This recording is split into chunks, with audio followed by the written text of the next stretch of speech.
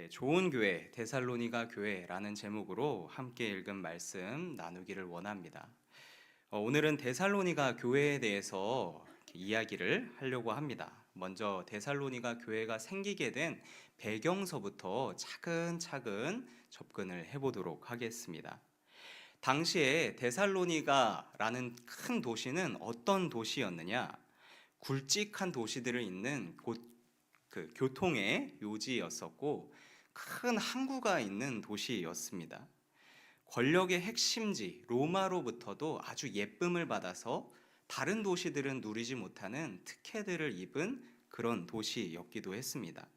쉽게 말해서 사람 많고 돈 많고 인프라 잘 갖춰져 있고 그리고 정치적으로도 안정된 잘 나가는 대도시가 데살로니가라는 동네였습니다. 바울이 전도 여행을 한참 다니고 있을 때에 이 빌립보를 떠나서 데살로니가라는 지방으로 오게 되고 여기서도 열심히 전도를 하게 됩니다.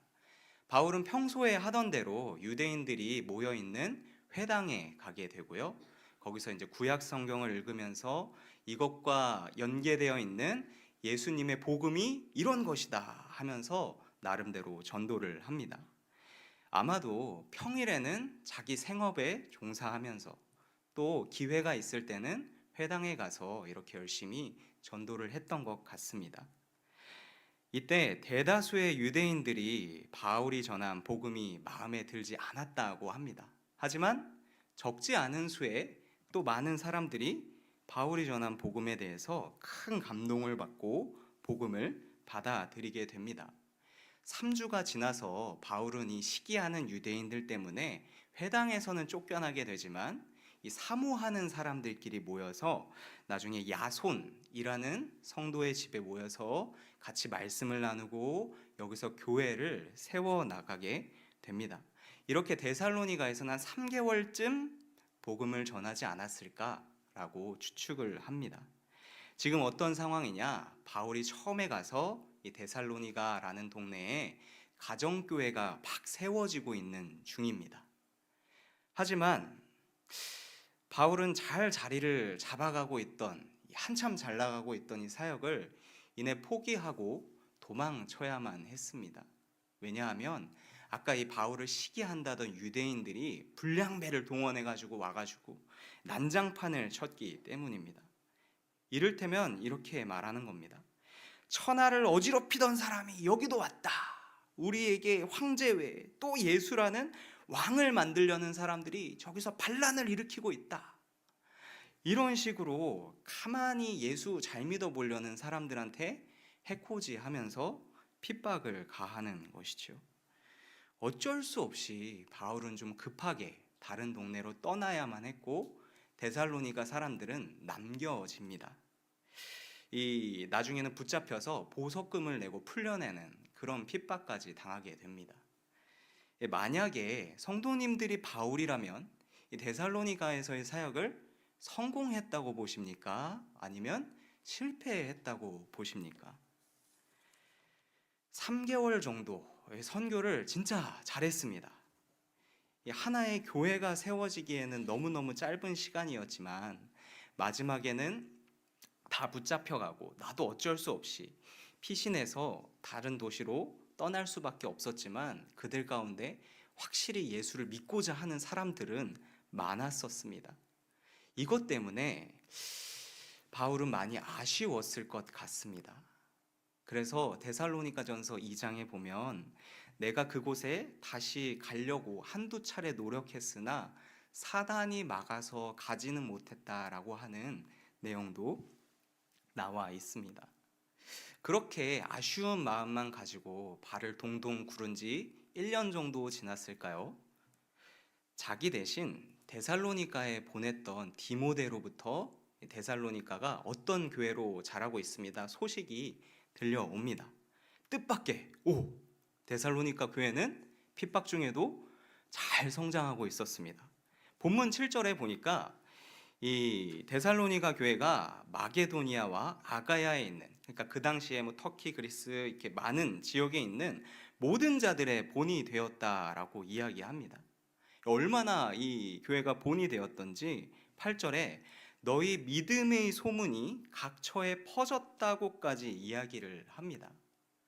우리 조선시대 선비들은 매화라는 꽃을 참 좋아했습니다. 왜 그렇게 매화를 좋아했느냐?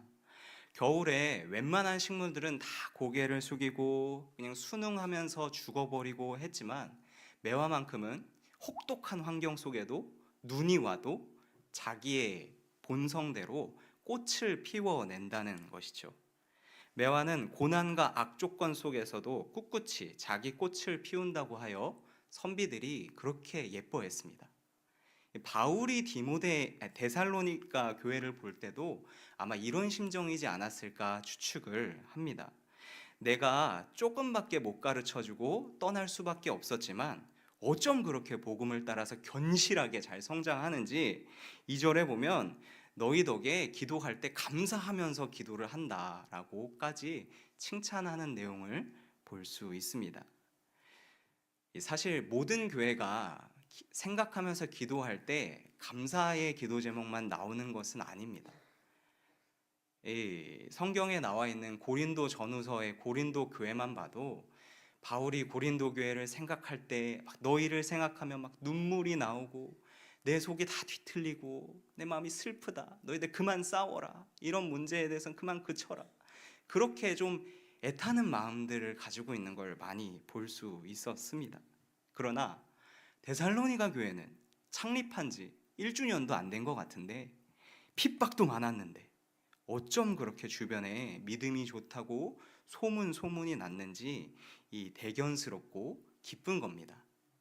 그래서 부모의 마음으로 너희들이 참 잘하고 있다라고 칭찬도 해주고 싶고 한편으로는 아직은 어린 교회이기 때문에 내가 이런 부분에 대해서는 너희들에게 더 알려주고 싶다라는 그런 마음을 가지고 쓴 편지가 데살로니가 전서가 되겠습니다.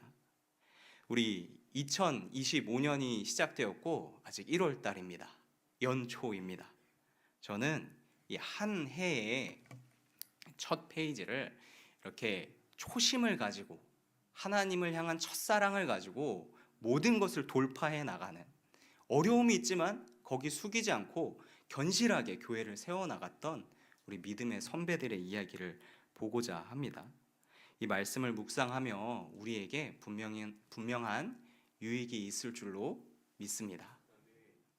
자, 어떻게 데살로니가 교회는 그렇게 좋은 교회가 되었느냐? 오늘 1장에서 저와 함께 나눌 것은 세 가지입니다. 3절에 이렇게 나오지요.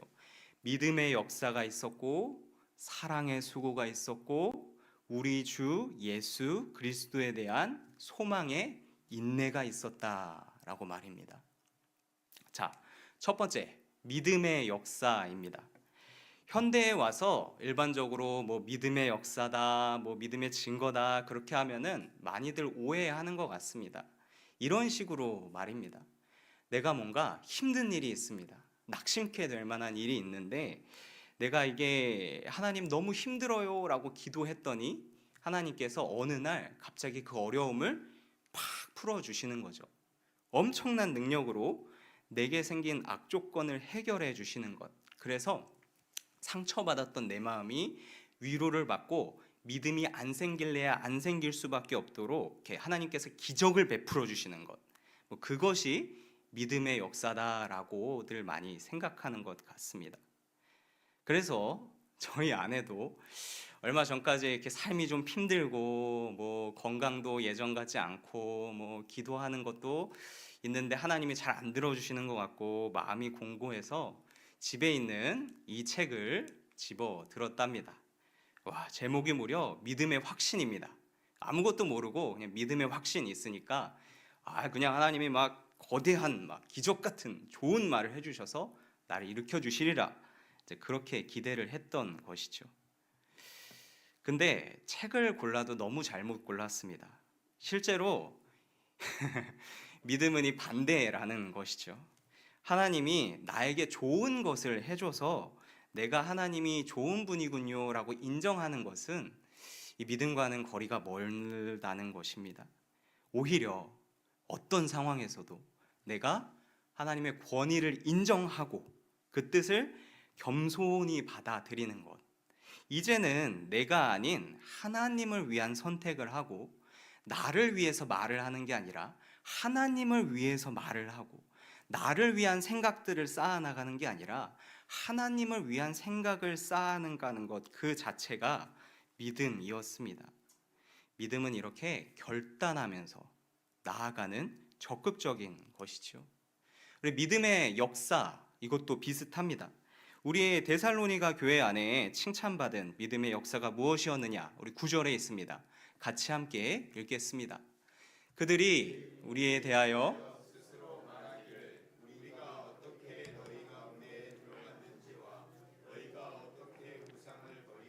하나님께로 돌아와서 살아계시고 참되신 하나님을 섬기는 지와. 데살로니가 지역도 기독교에 대한 대대적인 핍박이 있고 막 그런 것은 아니었지만 그래도 폭력배들을 사용해서 바울을 몰아내고 그리고 사람들을 옥에 가두는 정도의 만만치 않은 상황이었습니다. 그런데 이런 핍박이 보장된 상황임에도 불구하고 우상을 버리고 하나님께로 돌아와서 하나님을 섬겼다라고 합니다. 고난이 보장된 상황임에도 불구하고 우상을 버리고 하나님을 섬기는 것, 이것이 표현하고 드러나야 완성이 되는 겁니다. 이 하나님이 사랑의 수고를 우리들에게 잘 가르쳐 주셨습니다.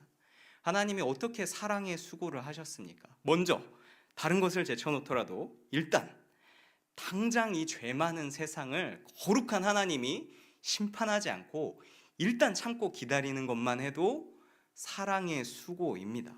우리 베드로후서 3장 9절 말씀 같이 한번 읽어보겠습니다. 주의 약속은 어떤 이들이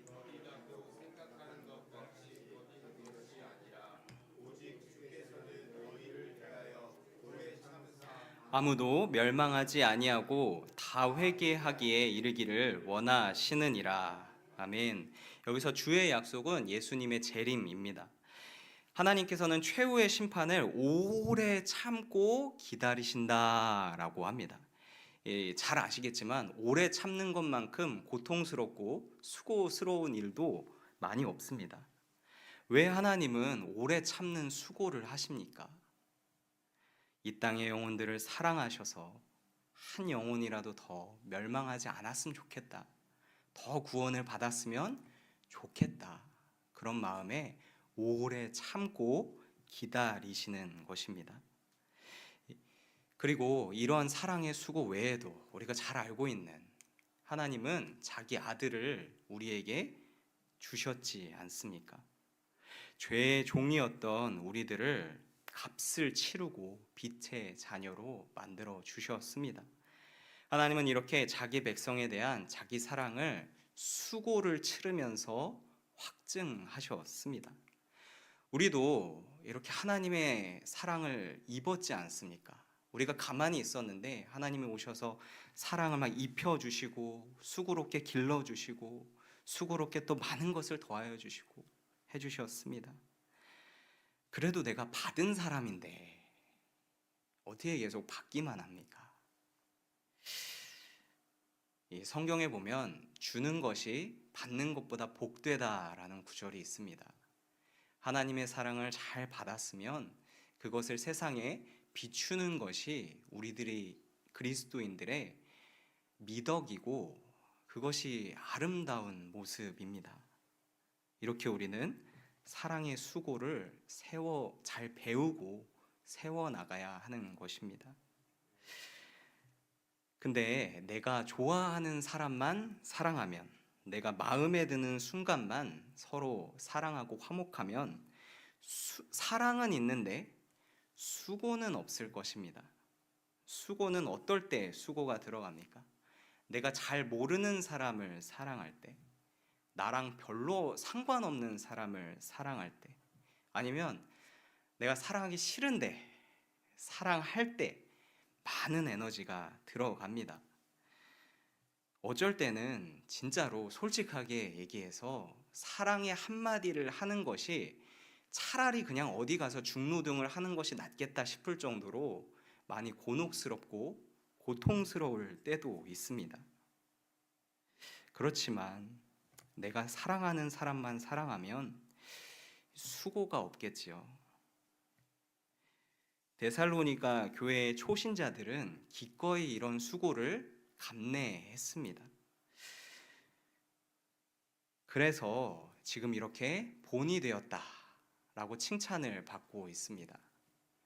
이 길은 어려운 길이지만 목사로서 우리 교회 성도님들이 이렇게 동일한 일을 함으로 하나님께 칭찬받고 또 다른 사람들에게 본이 되는 모습을 사시기를 권면드립니다. 처음부터 막 태산같이 어려운 사랑의 수고를 하려 그러면은 시험 들고 좀 마음에 부담도 되고 그러니까 시작은 아주 작은 것부터 할 만한 것부터 하시기를 말씀드립니다. 그렇게 차근차근 사랑의 수고의 잔근육을 길러나가다 보면 어느샌가 나도 사랑의 수고를 하는 사람이 되어 있고 이런 믿음의 좋은 반열에 올라 있을 줄로 확신합니다. 우리 마지막으로 데살로니가 교회에는 주 예수 그리스도에 대한 소망의 인내가 있었다라고 합니다. 이는 10절 말씀에서 잘 나타나 있는데요. 함께 읽어보도록 하겠습니다.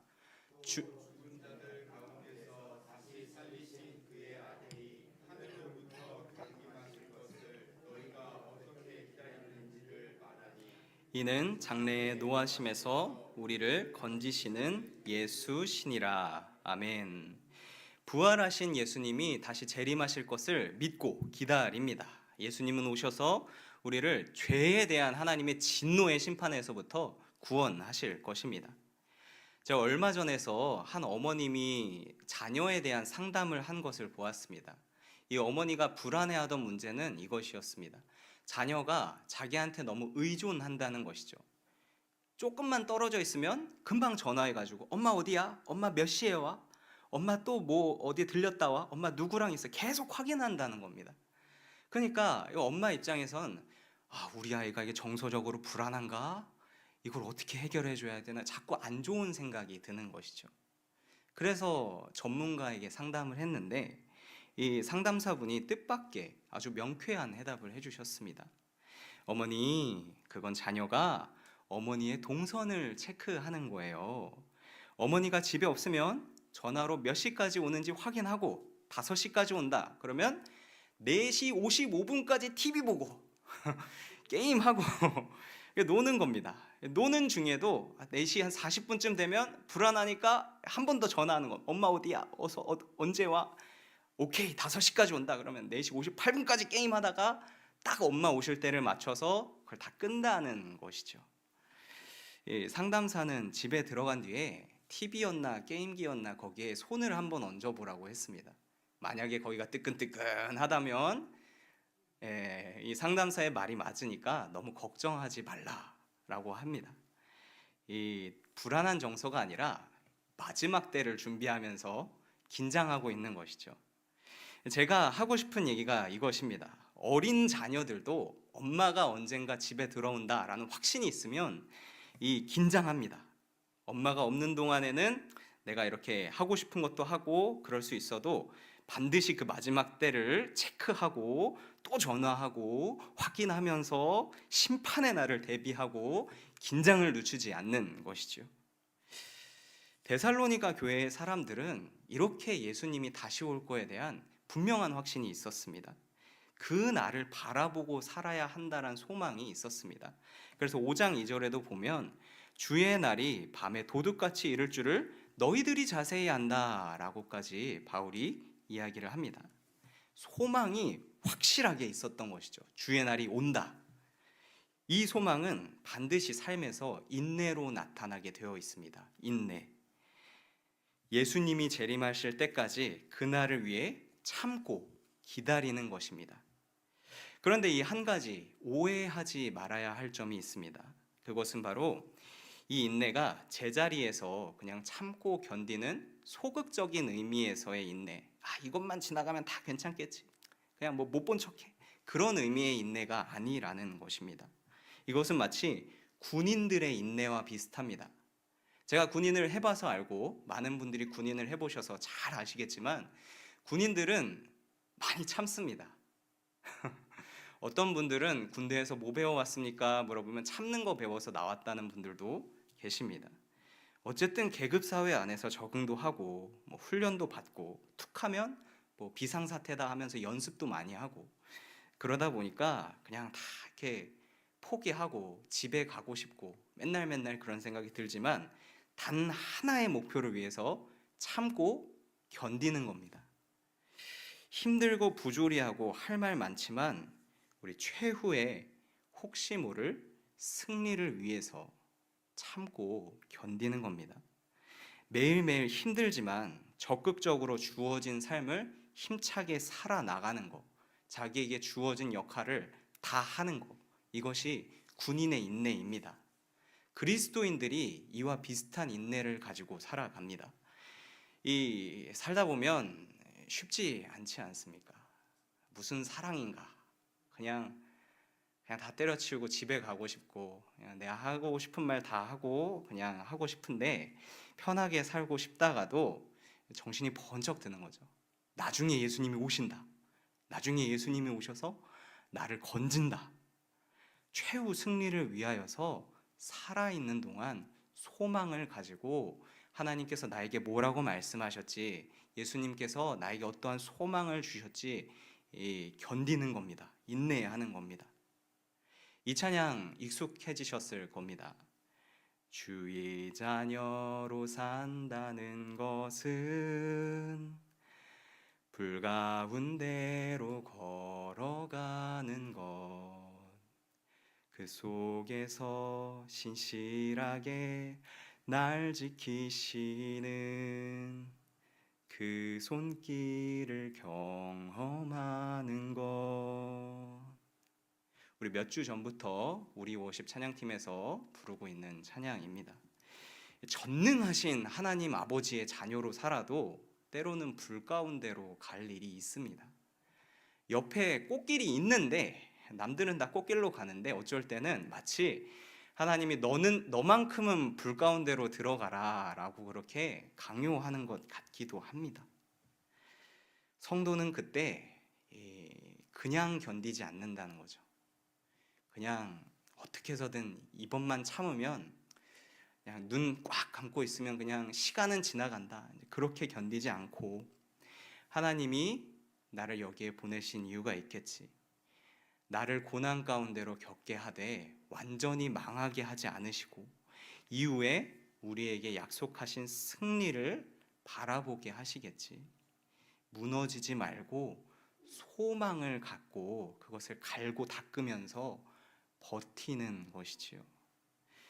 세상 사람들은 하나님을 모르기 때문에 이런 은혜를 경험을 못합니다. 그래서 소위 스트레스 크게 받으면 어디 가서 술 막 먹고 뭐 좋은 여행이나 좋은데 어디 가서 이렇게 스트레스 확 풀고 다 잊고 새 출발하는 게 최고의 방법인지 압니다. 하지만 우리 강북우리 교회 성도님들은 분명한 소망을 갖고 내가 승리를 향해서 인내하며 한 걸음씩 전진해 가고 있구나라는 확신을 가지시기 바랍니다. 이렇게 데살로니가 교회가 칭찬을 받았던 믿음의 역사, 사랑의 수고, 우리 주 예수 그리스도에 대한 소망의 인내를 모두 살펴보았습니다. 우리도 주 안에서 이렇게 약속된 믿음, 사랑, 소망에 대해서 사모하는 마음을 가지고 우리 잘 성령님께 배워서 복된 새해를 살아가시기를 축복합니다.